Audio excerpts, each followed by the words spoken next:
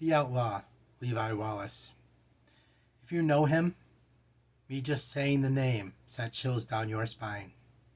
Bane to humankind and small animals alike, this human wrecking crew will pop up from hidden locations all over West Virginia to make occasional YouTube videos, all in the midst of being the target of West Virginia's biggest manhunt ever. Every officer and agency in West Virginia has orders to bring Levi in, dead or alive.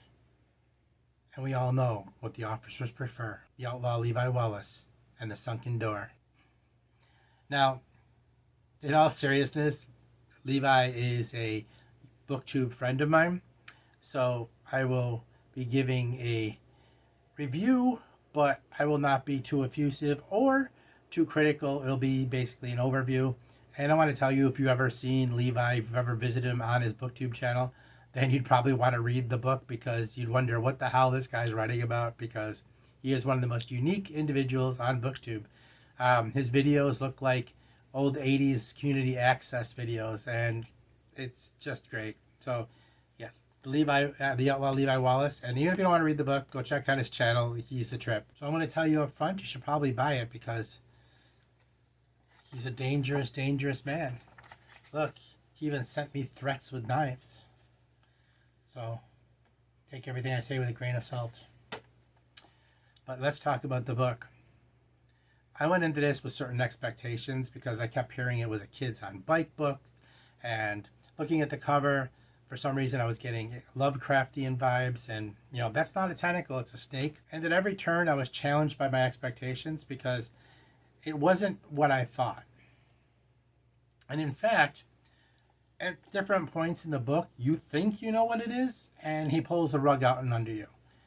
Well, it's many things, and none of those things all at once. There were points where I did think maybe it would be a kids on bike book, but no, that was not the case. And there was a point where I saw it as a creeping horror book, like where a small town is unaware of the evil that pervades its borders, and you watch as the evil slowly takes over. And it wasn't that either.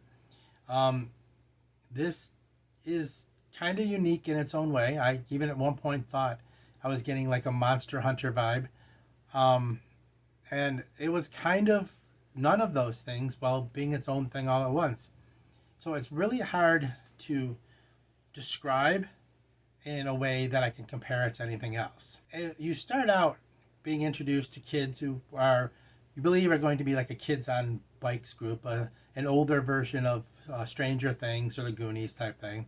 And you meet a character who goes out on a date with a slimy lawyer, and while she's having a good time, he suddenly turns on her, takes her hostage, and she wakes up about to be the victim of a ritual sacrifice. And managing to survive, she contracts the god that was in this man, and herself becomes infected with it, and then goes on a killing spree as this snake, which is, like I said, a god, but a tattoo on her body, hungers, and she has to devour other humans to satiate the being inside her. And at the same time, you have a group of people who have been hunting for this creature and want to eliminate it, and they know it's popped its head back up, so they're coming to get it. And you have the kids doing their own story, but they're not really kids. These are much older teenagers. They're not like little kids or middle school kids. So you only get the kids on bikes thing for a minute, and then you realize that that's not where that's going, as one of the kids finds this door out in the wilderness that has its own secrets. And it's hard to tell you anything and not give anything away. I do want to say that I was not expecting this, and there is a mix of like Norse mythology battling Aztec mythology, and even a little Egyptian thrown in. So it's more along that lines. Like I said, I'm trying not to spoil anything, but it's hard to pin down in a conversation in a review to talk about. It's definitely interesting, and it definitely was fun to read, So, of course, as I think I'm done, I realize I have some camera issues, and instead of watching opening night of hockey, I have to reshoot part of this. And I don't remember exactly where I was, so I know I was talking about plot summary in this section, so I'm going to go over that with you. So there is the coming of age story in this shadowy town where a group of friends bonds and friendship is tested by the discovery of this artifact, the Sunken Door. And then you have Maria, who is attacked and marked by a snake god, turning her into its servant, and she must sacrifice living flesh to the deity. Then you have the secret society called the Sons of Tyr, and that's where you get the Norse from. That's Tyr, as in the Norse god. And they're trying to hunt down all the servants of the snake god in order to end their reign of terror. And as I said, the snake god seems to be an Aztecian god, an Aztec mythology based on that. And you have these three stories that converge as the secret society of Tyr tries to hunt down and catch Maria before she reaches the Sunken Door, which may hold the secrets to ancient gods and interdimensional travel, which is where you get some of the Lovecraftian aspects. So basically you have a coming of age story in a Southern Gothic cosmic horror type of atmosphere, which is pretty unique and original. And definitely a lot of fun. And you can tell that Levi is a first-time author, but I think he did a fantastic job from that point of view. He basically did all of this on his own and got it up, and he's independent. I apologize, I still have a frog in my throat. I lost my voice yesterday and it comes and goes. And he manages to put together something really unique and fun here. And the writing is very, very competent. I was surprised that this was his first book. And I do like to support new authors, but this is a fun, quick horror read with some supernatural elements.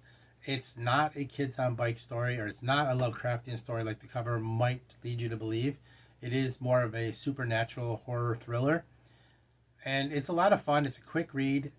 And I'd encourage you, if you are into that kind of thing, that you maybe go support this author. This is available in hardcover, paperback, as you can see, as well as ebook and on Kindle Unlimited. And follow his channel.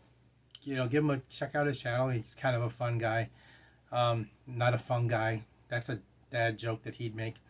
But anyway, yeah, it's definitely an interesting read, and I'm still trying to put my finger on exactly how to describe it because it is so many things at once. And I was surprised, because I had heard and expected one thing and got something else entirely. And that's kind of a good thing. You want to always, have your expectations upset when you're reading a book. You don't want to go in and know exactly what you get all the time, right? But yeah, The Outlaw Levi Wallace, The Sunken Door. Check it out. Throat Sprockets by Tim Lucas. So this was a book that was a grail book of mine for a long time. I couldn't find it. It was hard to buy, hard to find anywhere on the internet for an affordable price.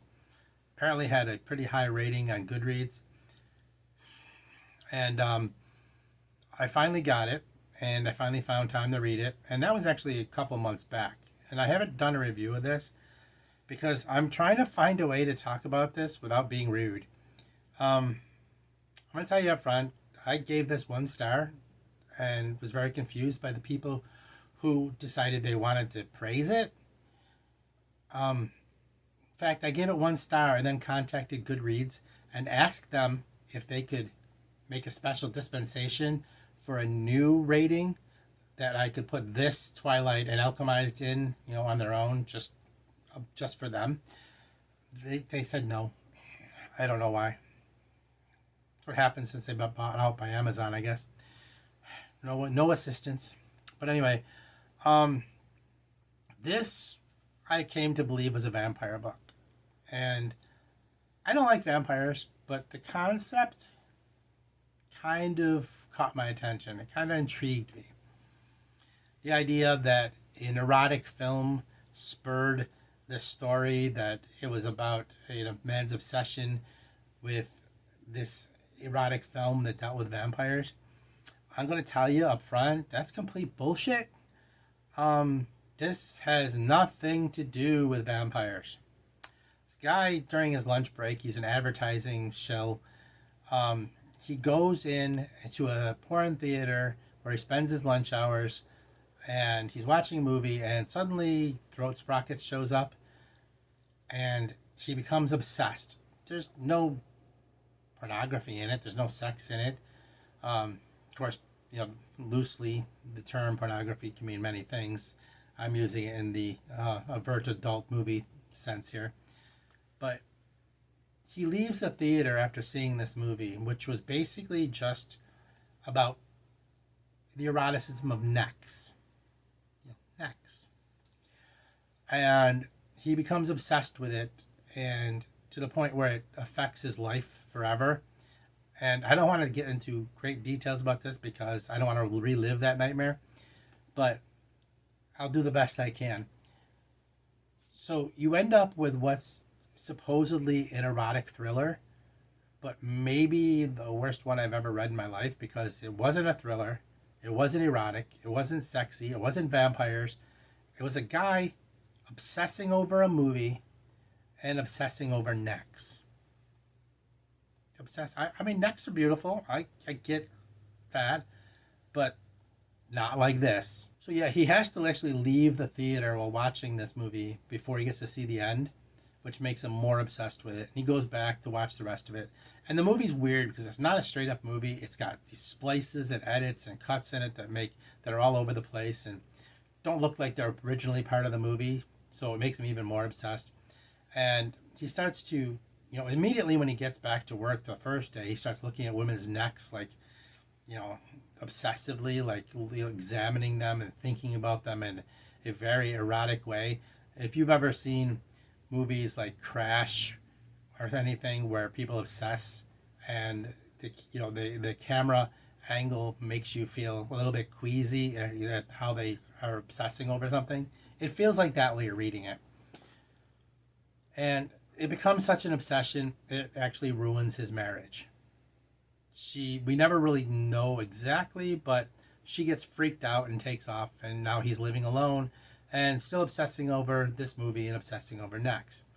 And at the first, it's kind of funny because it's written in this very artsy, like almost Italian cinema way, and it feels like you're in some very high-end art movie. And it almost, when you first start reading it, it's almost like, yeah, all right, I can get into this. But he tends to fade in and out of this writing style. At first, it's like you're almost like, oh, I see how he's doing this. When he's doing certain scenes, he's in this Italian movie artsy style of writing, and then he'll fade into this kind of plain normal writing, other scenes.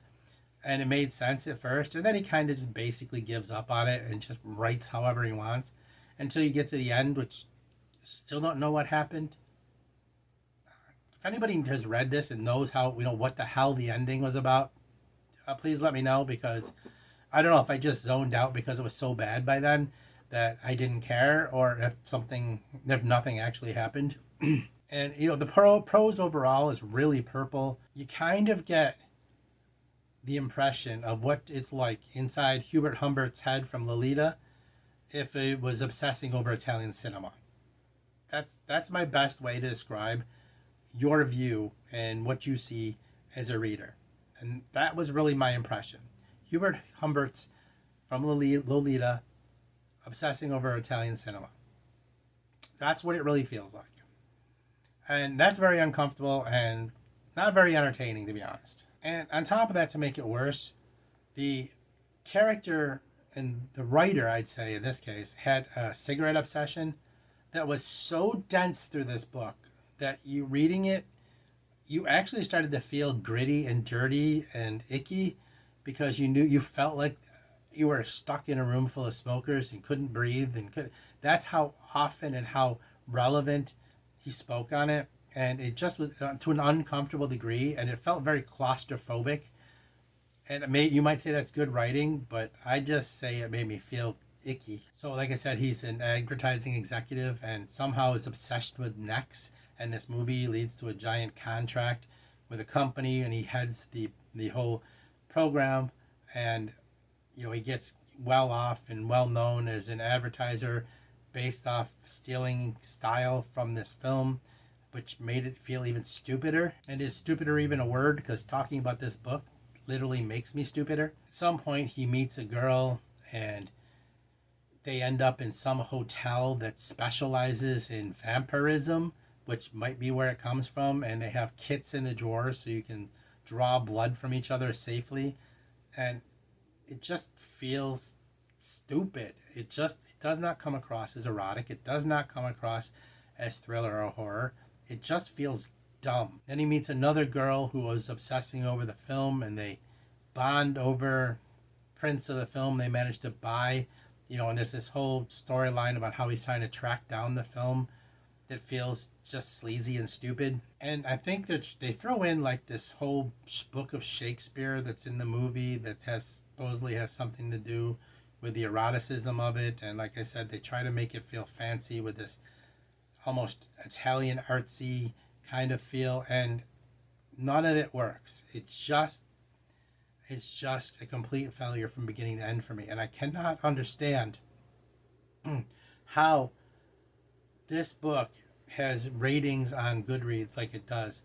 I don't know. Is this one of those pretentious books that people read, and it's like a Thomas Pynchon or something, where it's like, oh, if you don't like it, then you obviously didn't get it because it's a masterpiece. I don't understand, because it was just freaking terrible. Like, I'm a simple guy. I like simple stuff, but I'm not dumb. I'm not dumb by any stretch of the imagination. And this is just crap. It's just crap. If you are into Italian art films and pretentious, overdone nonsense, then this might be for you. If you're just like me and just want some simple story, some good action, some good storytelling, man, don't even think about this crap. Alright guys, that is an episode of Horror Bound in Red. I'm going to be doing these on occasion when I read horror stories. This is only the second time I've done this, and it's outside my werewolf project, which is part of this segment. So there will be more werewolf stuff coming up. I still have a werewolf shorts to film. Hopefully that comes up after this. Yay. And thank you for being here, guys. I appreciate you. And remember, the secret to Zen: read books, pet dogs, and listen to metal. See you guys.